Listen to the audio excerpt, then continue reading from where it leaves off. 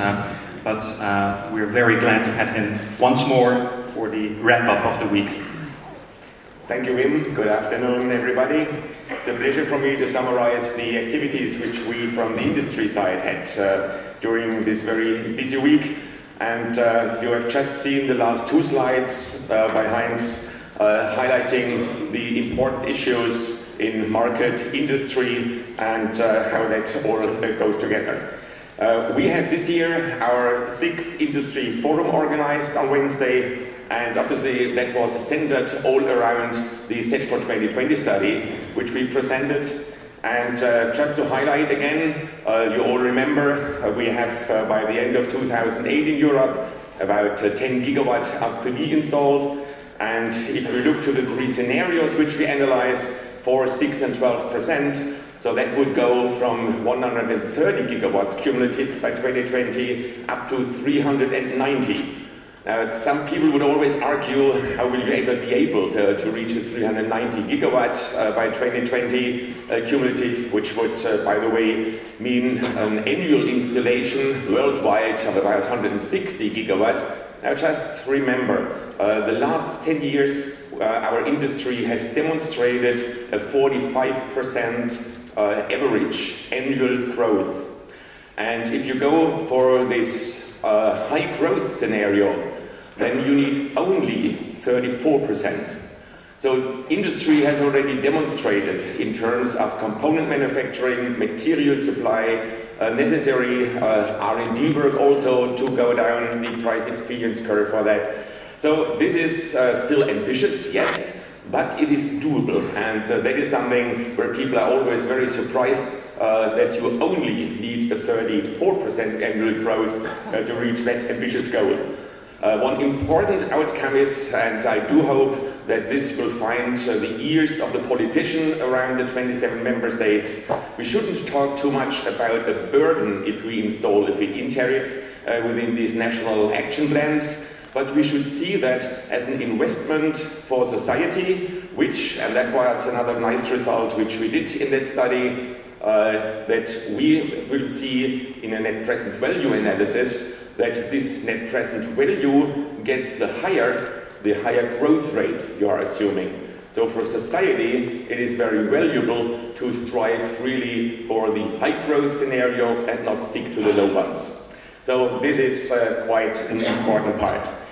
We also highlighted that once you go above 6–7% of Europe's electricity consumption, that then you also have to introduce things like demand-side management, smart grids and meters, and some battery storage to shift from the afternoon to the evening. And we had on our industry forum in the afternoon excellent papers who really came from these sectors. And it was, for me, very nice to listen that these activities which we need are already in the process of being developed and implemented in order to make that happen. Very important, and again, that cannot be stressed often enough.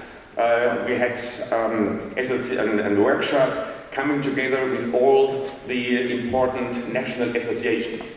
Because obviously, as a European EPIA, we cannot go to the 27 main cities and discuss with the local politicians, just not being able from language problems to start with. So that has to be done with the national associations, and therefore it was so important to have a gathering together and to tell everyone how important it is to get PV and feed-in tariff, at least for the next couple of years, implemented in a national action plan, because otherwise, if we miss that chance, then for the next 10 years we have a problem. Because by June 2010, all the 27 member states have in written form to agree which renewable technologies they would like to choose, and to also agree with which support scheme they would do that to reach the 20% end energy usage by renewables. And if we do not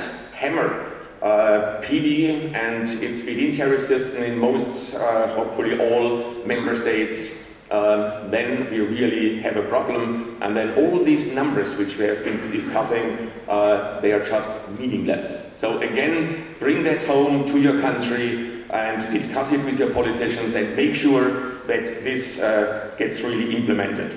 The same was discussed very nicely in the PV policy debate which we had, and important to mention also, we did that for the second time, a CEO roundtable with about 100 people coming from many companies worldwide, and we discussed also quite some sensitive issues within all these global companies, like for example a market level playing field for the industry.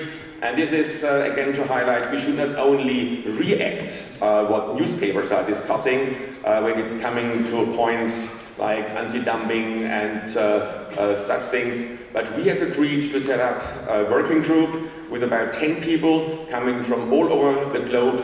So there are companies represented in China, Japan, Korea, United States and Europe, to find out on a global basis where are countries where you do have possible import duties, or where there might be anti-dumping things or critical subsidies, local content ask, so to close markets. So we would like to see as an industry an open market globally, so it cannot be that in some places it is open and in other places it is not. So that is quite important, and there was a nice agreement for that. And our last workshop that was highlighted by Wim, which we had yesterday, very important, and this is also a nice coming together with this conference and exhibition, so bringing together the science as well as the industry and market. And yes, things have changed, so what we did good in the past not necessarily will be the best for the future. So that is exactly what we have agreed to come together and find the best possible way to join science, industry, in order to make the markets to grow as we discussed. So it was a very inspiring week for me again, and with all the stakeholders here, I'm pretty sure we will make our way in the next 12 months, and as Heinz was saying, most probably in the next 12 months, they are crucial also for the next 10 years. With that, thank you very much for your attention.